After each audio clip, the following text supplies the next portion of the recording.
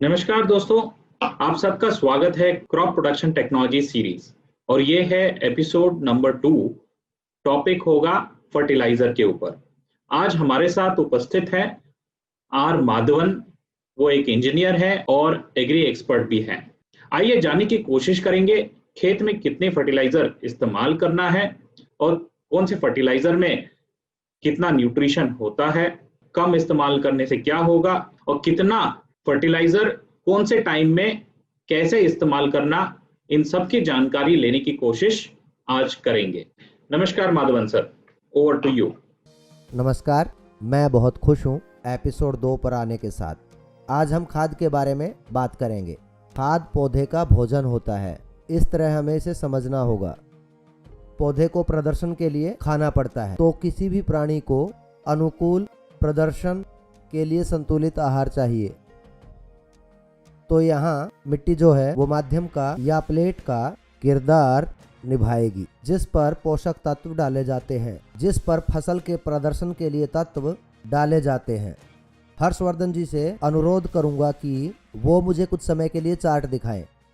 ये केवल आपको समझाने के लिए है, मैं बिल्कुल भी ज़्यादा केमिस्ट्री में जाकर उसकी क्लास लेना नहीं चाहूँगा। ये बस आपको बताने के लिए है। कृपया आप लोग चार्ट में ध्यान से देखें। मैंने 3 कॉलम्स बनाए हैं। प्राइमरी एलिमेंट, जब मैं प्राइमरी कहता हूँ तो इसका मतलब बहुत बड़ी मात्रा। जब मैं कहता हूँ सेकेंडरी, तो दूसरा जो बीच में है वो थोड़ी कम मात्रा में चाहिए पर है बहुत ज़रूरी। और फिर माइक्रो एलिमेंट्स, बहुत ही कम मात्रा में पर फिर भी इनकी ज़रूरत है। तो ये 3 अगर आप सही से केवल इनके नाम भी पढ़ेंगे तो यही नाम मिलेंगे उन दवाइयों के लिए जिनको आप हर रोज़ मल्टीविटामिन के रूप में डॉक्टर की सलाह से लेते हैं। इसका मतलब ये मिनरल्स, चाहे वो हों प्राइमरी, सेकेंडरी, माइक्रो, और ये सब तत्व हमें भी चाहिए होते हैं। तो मतलब इनको पहले से मिट्टी में होना चाहिए जब हम उन प्रोडक्ट्स को खाएं। नहीं तो उन प्रोडक्ट्स की न केवल उसकी न्यूट्रिशनल वैल्यू बल्कि उसकी शेल्फ लाइफ भी बहुत ही कम हो जाएगी। मैं इसी पे आ रहा हूँ क्योंकि ये ज़रूरी है। शेल्फ लाइफ क्या होती है? मान लीजिए हमारे पास एक केला है, हमारे पास एक ब्रोकली है, हमारे पास एक कपास है। कोई भी फसल, चाहे गेहूं या कुछ भी, किसी भी चीज़ की शेल्फ लाइफ को बढ़ा के उसको बिना फ्रीज के 3 दिनों तक बिना खराब हुए रख सकूं, 6 घंटे या 10 घंटे। अब यह उन तत्वों से निर्धारित होता है जो मिट्टी में उपलब्ध कराए जाते हैं और फसल उन्हें लेती है। यही कारण है कि पिछले एपिसोड में हमने मिट्टी परीक्षण के महत्व की बात की। तो मिट्टी परीक्षण के परिणाम में हमें ये जानकारी मिली है कि इनमें से कितने मिट्टी में उपलब्ध हैं। अब अगर चार्ट में देखें तो इसमें मैंने एक बैरल दिखाया है। ये बैरल बता रही है और क्या फसल के अनुकूल प्रदर्शन के लिए क्या मौजूद करवाया जाना चाहिए। मैं इस पर थोड़ा ज़्यादा समय लूँगा क्योंकि ये ज़रूरी है और यही कारण है कि मैं छोटी से छोटी चीज़ को बताने में ज़्यादा दबाव दूंगा। ऐसा नहीं है कि आप कोई भी सैंपल उठाकर लैब में डाल देंगे और उस पर जानकारी लेंगे, ऐसा नहीं हो सकता। आपको उन्हें संतुलित आहार ही देना होगा। फसल किस प्रकार की है इस पर आधारित। मैं फसल की बात क्यों कर रहा हूँ? मानिए अनाज आप सब जानते हैं, जीरी, गेहूँ, जवार, इनमें से कोई भी अनाज माना जाएगा। अनाज ज़्यादा फॉस्फोरस की मांग करता है। यही कारण था कि मैंने कहा फसल चुनिंदा तत्व लेती है। अगर आप लेते हैं शिमला मिर्च, ब्रोकली, कपास, टमाटर, इनको ज़्यादा पोटाश की ज़रूरत है। तो इसका मतलब फसल के लिए ठीक तत्व मिट्टी में डालें, ना कि कोई भी बिना सोचे समझे। ये ऐसे नहीं है कि ऐसे ही आंख बंद करके ऐसे ही NPK डाल दिया बिना कुछ जाने। और मैं पक्के से कह सकता हूँ कि आप में से बहुत लोग सेकेंडरी न्यूट्रिएंट्स नहीं डालते, माइक्रो न्यूट्रिएंट्स भी ठीक से बैलेंस करके नहीं डाल रहे। अगर वास्तव में उदाहरण दिया जाए तो ये जिंक और कॉपर ये दोनों हमें भी चाहिए होते हैं। अब आप सब अच्छे से जानते हैं इसके लिए अब कितना जिंक चाहिए। आजकल हर कोई केवल बस इम्यूनिटी के बारे में ही बात कर रहा है। कोरोना वायरस की वजह से अब ये इम्यूनिटी में सुधार आता है जिंक से। अब जिंक कैसे मिले? ये आपकी खाद्य श्रृंखला में होनी चाहिए ताकि ये अंदर बन सके। वो एक जिंक की गोली खाने से कहीं ज़्यादा अच्छा है। और फसल को जिंक कैसे मिलेगा? आपको ये मिट्टी में डालना होगा। आप इसे कैसे डालेंगे? अब आपको समझना होगा, मिट्टी को अच्छे से परखना होगा। इसलिए मैंने बताया मिट्टी परीक्षण का महत्व। तो ये हमारे 5 कर्मों में से एक है। ये दूसरा ज़रूरी कर्म है जो हमें करना है खेती में, पूरे विश्लेषण के लिए मिट्टी परीक्षण। अब मुझे मिट्टी विश्लेषण में 2 चीज़ें बतानी हैं, पॉजिटिव और नेगेटिव। हर जगह ये पॉजिटिव और नेगेटिव आयंस होते हैं, जैसे महिला और पुरुष। तो ये हर प्राणी में 2 प्रकार के भेदभाव हैं जो पॉजिटिव और नेगेटिव हैं। मिट्टी में हम बात करेंगे पॉजिटिव आयंस की, जो हैं कैल्शियम, मैग्नीशियम, पोटेशियम, सोडियम। अब ये मैं केवल नाम बता रहा हूँ, ज़्यादा उत्सुक मत होना और ना ही ज़्यादा उलझना इन शब्दों में। और आपको ये समझना होगा कि ये आपकी फसल के प्रदर्शन के लिए बहुत ज़रूरी हैं। कैल्शियम, मैग्नीशियम, पोटेशियम, सोडियम ये पॉजिटिवली चार्ज्ड है। आपको पता है मिट्टी में नेगेटिव चार्ज है।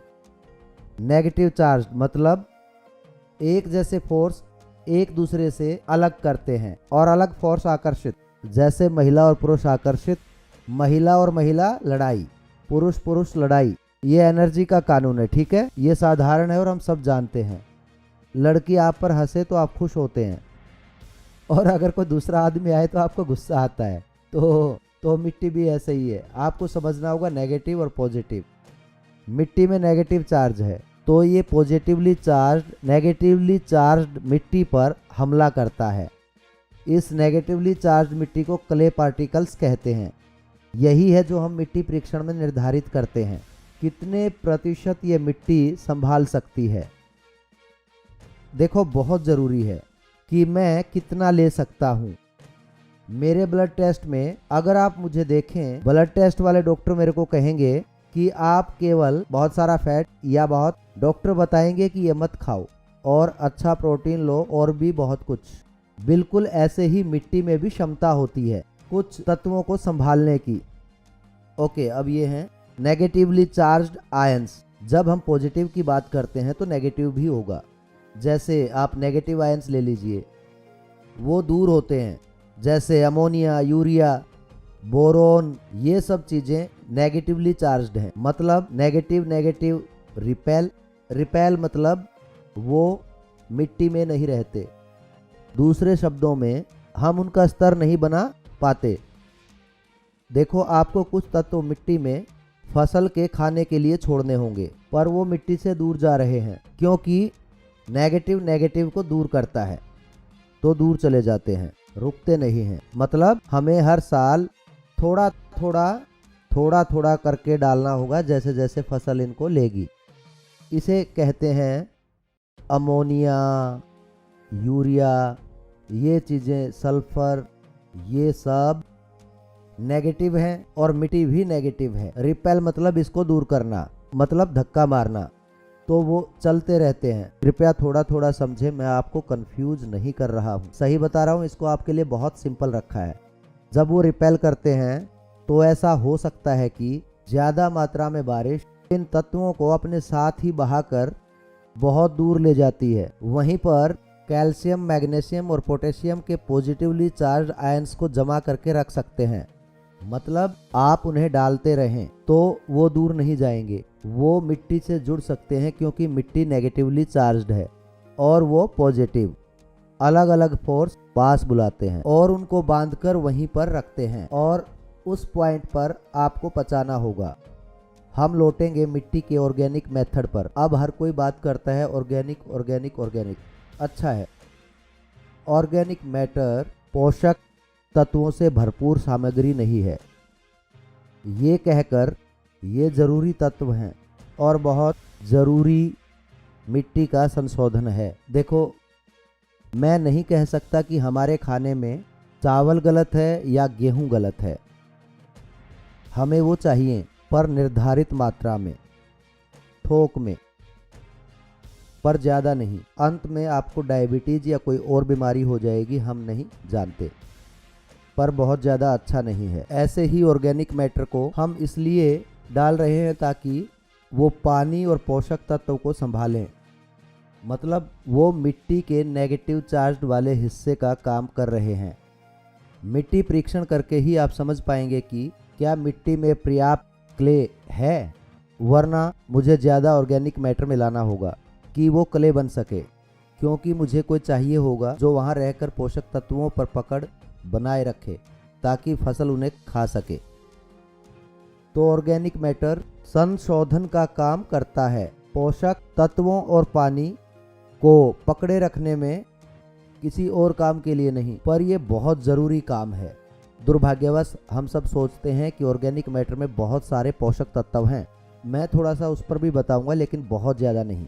जब तक गाय अच्छे से नहीं खाएगी सभी मिनरल्स और पोषक तत्वों के साथ, वो जो भी देगी उसकी न्यूट्रिएंट्स वैल्यू होगी।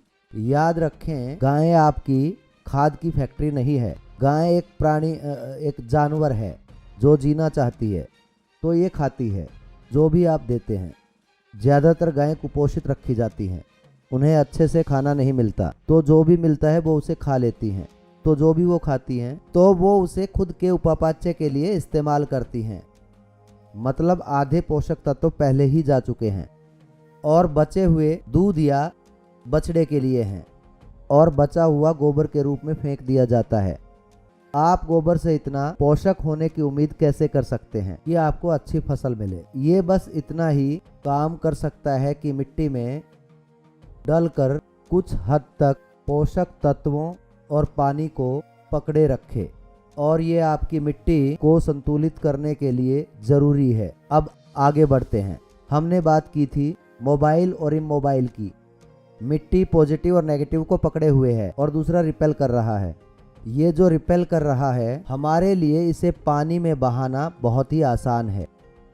जब भी आप फसल के दौरान सिंचाई करते हैं, आप इसे थोड़ा थोड़ा डाल सकते हैं और पौधा इसे खाना स्टार्ट कर देगा, तो नुकसान नहीं होगा।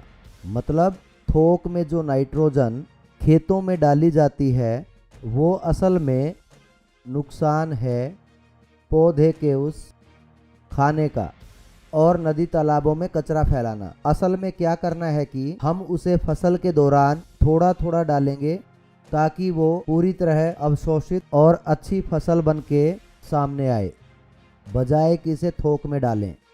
अब कैल्शियम, मैग्नीशियम और पोटेशियम, ये सब तत्व हम इन्हें मिट्टी के ऊपर लगा रहे हैं ताकि फसल इन्हें ले सके। प्लीज़ समझिए कि मैं नेगेटिव और पॉजिटिव पर दबाव क्यों डाल रहा हूँ, क्योंकि नेगेटिवली चार्ज मिट्टी इन चीज़ों को अच्छे से पकड़ सकती है। जहाँ आपने लगाया, हमने उसे सतह पर लगाया है, वो उन्हें सतह पर पकड़कर जड़ों में जाने से रोकेंगी, पर जड़ें नीचे दबी हुई हैं। हम एक प्लेसमेंट टूल दिखाने वाले हैं। ये प्लेसमेंट टूल जो हम आपको स्क्रीन पर दिखा रहे हैं, ये एक उपकरण है जो आपकी मिट्टी परीक्षण के हिसाब से चीज़ों को जमाता है। ये बिल्कुल जड़ों पर रखा जाता है, बिल्कुल वहाँ जहाँ जड़ हैं। जड़ें जहाँ भी जाती हैं वो इन चीज़ों से टकराएंगी और इन्हें शौक लेंगी। खाद को बैंड में लगाने से खाद को इस्तेमाल करने की कुशलता 75% तक बढ़ जाती है। उदाहरण के तौर पर, आप सतह पर 100 किलो DAP डाल रहे हैं या सतह पर पोटाश डाल रहे हैं, लेकिन पौधे उसमें से केवल 5 किलो ही लेते हैं। वहीं अगर आप इसे फर्टिलाइजर्स प्लेसमेंट टूल्स की मदद से बैंड्स में लगाते हैं तो वो लगभग 75 किलो लेते हैं। तो आप असल में 100 किलो डाल रहे हैं, लेकिन फसल को केवल 5 किलो मिल रहा है और प्रदर्शन कम हो जाता है, और उस फसल के लिए आपका 70 किलो खराब जाता है। मौजूद हो भी सकता है या फिर बारिश में बह गया हो। खाद डालने में प्लेसमेंट एक अहम भूमिका निभाती है, और इसके कारण हैं मोबाइल एंड इमोबाइल एलिमेंट्स, जो हैं कैटायन और एनायन मैंने अपने चार्ट में भी इन एलिमेंट्स को दिखाया है। इसका मतलब कि आप चार्ट को देखकर समझेंगे। ये पॉजिटिवली चार्ज चीज़ों को रखना होगा या फिर इसे मिट्टी के अंदर डालना होगा। उन्हें कभी भी सतह पर ना लगाएं। उम्मीद है इस वीडियो को देखने के बाद आप इनको सतह पर कभी नहीं लगाएंगे, क्योंकि ये किसी भी तरह आपकी मदद करने वाला नहीं है। इसके बदले में ये केवल और केवल पर्यावरण का नाश करेगा। और हम पलटकर कह देते हैं कि ये सब चीज़ें जहर हैं, पर ये नहीं हैं, बल्कि इनका गलत इस्तेमाल किया गया है। उदाहरण के तौर पर आपने कभी भी एक फरारी कार नहीं चलाई है। मानिए आपने केवल एक ट्रैक्टर चलाया है और मैं आपको फरारी कार दूं, आपको बिना ये बताए कि इसको कैसे चलाना है, तो इसमें क्या होगा? आप खुद को मार लेंगे और रोड पर 2-3 औरों को भी। क्या आप कहेंगे फरारी बुरी है? आपको समझना होगा कि फरारी को कैसे चलाएं। ये बहुत अच्छी कार है। अगर आप नहीं जानते कैसे चलाना है तो ये कूड़ा है, ये उसे दूषित कर देगा।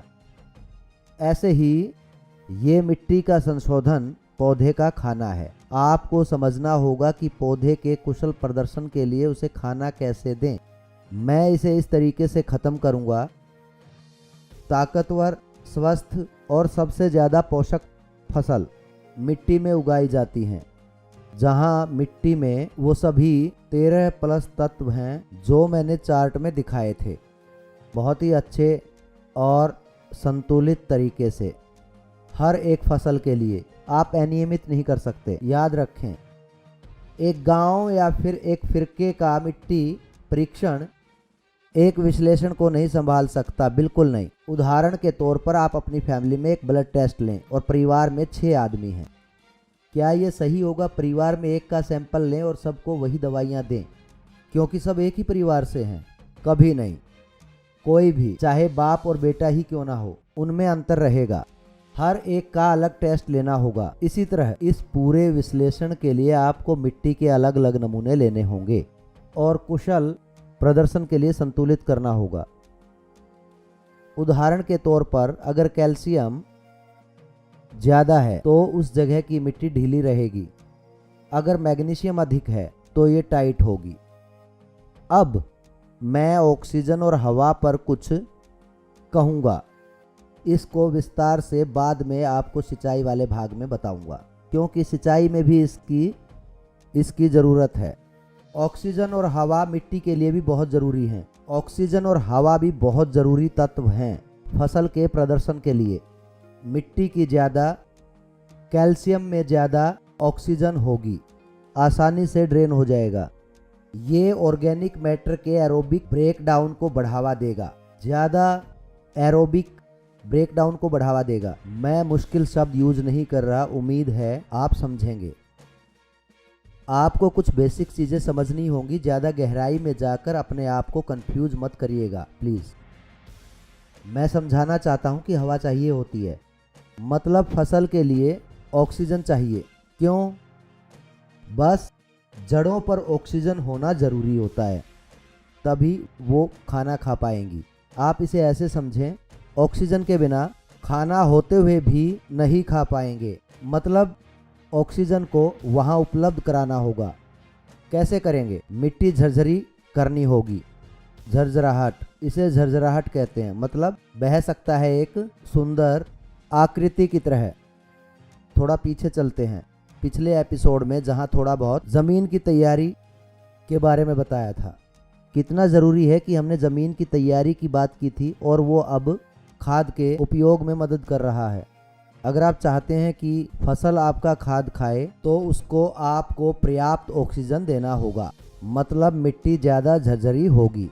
ज़्यादा झरझरी मिट्टी, ज़्यादा ऑक्सीजन, तो ये बेहतर होगा कि मिट्टी में ये सब पोषक तत्व हों तो फसल कुशल प्रदर्शन दिखाएगी।